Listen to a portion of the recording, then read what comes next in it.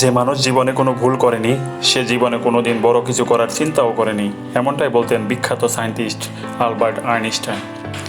14 March 1879 সালে Germany শহরের একটি ইহুদি পরিবারে জন্মগ্রহণ করেন স্যার আলবার্ট আইনস্টাইন। জন্ম হবার পর ডাক্তার জানায় যে তার মাথা সাধারণ বাচ্চাদের চাইতে অনেকটা বড় হয়েছে, যা দেখতে তাকে অনেকটা প্রতিবন্ধী বাচ্চাদের মতো মনে হয়।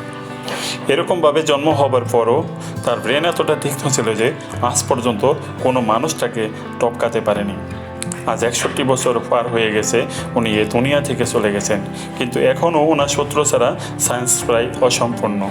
এজন্য এখনও প্রত্যেকটি লোক ওনার ব্রেন সম্পর্কে জানতে চায় আসলে ওনার ব্রেনে কী এমন আলাদা জিনিস ছিল যা ওনাকে এত বড় করে তুলেছে, যার কারণে এখনও ওনাকে বিশ্বের সব নামকরা সায়েন্টিস্টদের মধ্যে একজন মানা হয়।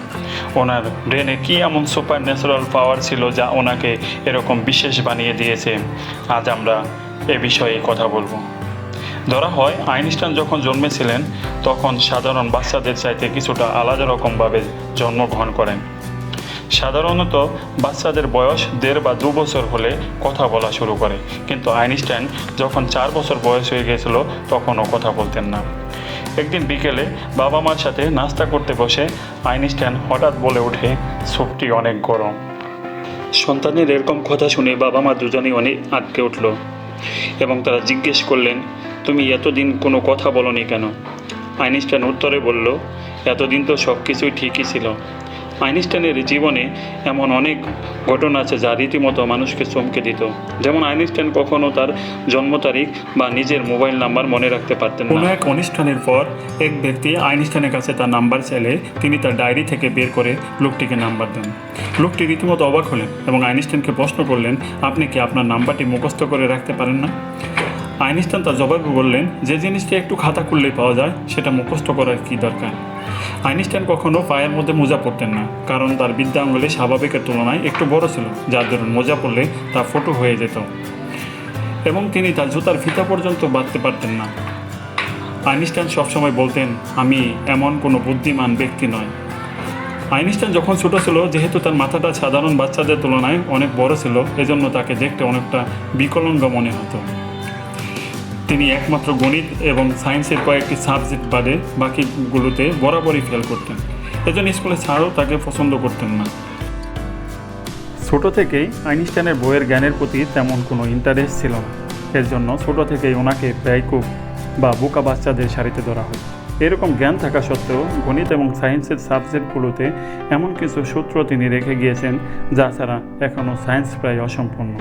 এমন কি ছিল তার ব্রেনে তা জানার জন্য এখনও বিজ্ঞানীরা তার ব্রেন নিয়ে নানা রকম পরীক্ষা নিরীক্ষা করে আসছে। এজন্য 18 এপ্রিল 1955 সালে শেষ নিঃশ্বাস ত্যাগ করার পর প্যাথোলজি ডক্টর হার্ভে তার মাথা থেকে ব্রেনকে আলাদা করে নিয়ে নেন তার পরিবারের অনুমতি ছাড়াই।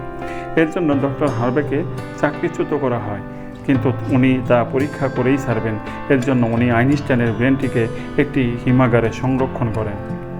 এরপর দীর্ঘদিন পরে আইনস্টাইনের ছেলে হেন্স হার্বার্ট আইনস্টাইন এর কাছ থেকে অনুমতি পাওয়ার পর তিনি তা পরীক্ষা করা শুরু করেন। সর্বপ্রথম ডাক্তার হার্ভে ব্রেনটিকে ওজন করেন এবং তিনি দেখতে পান সাধারণ মানুষের ব্রেনের ওজন যেখানে 1350 গ্রাম হয়ে থাকে, সেখানে তার ব্রেনের ওজন মাত্র 1230 গ্রাম, যা সাধারণ মানুষের তুলনায় ওজনে অনেকটাই কম। ডক্টর হার্ভে আইনস্টাইনের ব্রেনকে টোটাল 240 ভাগে ভাগ করেন এবং তিনি তা পরীক্ষা করার জন্য বিভিন্ন দেশের নামকরা সব বিজ্ঞানীদের কাছে পাঠিয়ে দেন। তারা এগুলো পরীক্ষা করার পর জানতে পারল যে আইনস্টাইনের ব্রেনে সাধারণ মানুষের তুলনায় তার মাথায় মাসেলের পরিমাণ অনেক বেশি ছিল। অতঃপর বিজ্ঞানীরা আরও দেখতে পেল যে তার মাথায় ইন্টারপেরিয়েটাল অকারপিলো নামে একটি পার্ট আছে যা সাধারণ মানুষের চাইতে প্রায় 20% বেশি ছিল এবং কি ওনার ব্রেনে নিউরোস্টের পরিমাণও সাধারণ মানুষের তুলনায় 17% বেশি ছিল। বিজ্ঞানীরা বুঝতে পারল যে এর জন্য আইনস্টাইন যে কোনো ধরনের জটিল কঠিন সমাধান করতে পারতেন।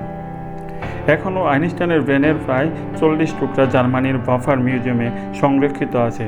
দেখুন আজ সায়েন্স আপনাদের জীবনের কোথায় না তার অবদান রাখছে।